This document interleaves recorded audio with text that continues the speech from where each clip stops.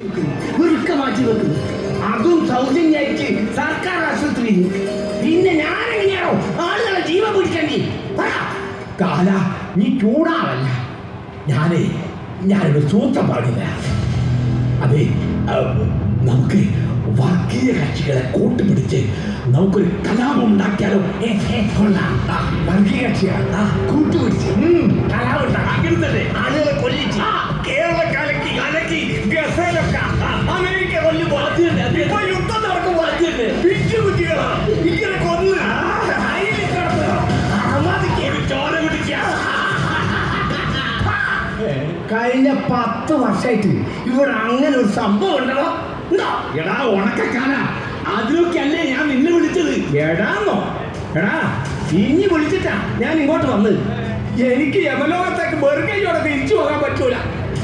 ഓ, നിന്റെ പാർട്ടി ഭരിച്ച കാലത്ത് വയനാട്ടിൽ നിന്ന് മാത്രം 150 കർഷകരെയാ എനിക്ക് കിട്ടിയത്.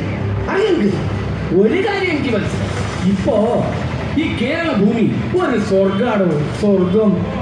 ഇവര് പറയുന്നതേ ചെയ്യൂ, ചെയ്യുന്നതേ പറയും.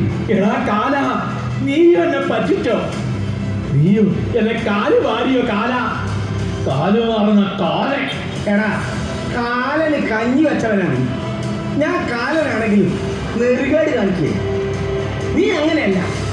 നീ ജനങ്ങളോട് നുണ പറഞ്ഞ് പറ്റിക്കുന്നതിലോട്ട് ഈ കാലനെ പറ്റിക്കാന്ന് കരുതി അല്ലേ? അയ്യോ, അങ്ങനെ പറയല്ല കാല.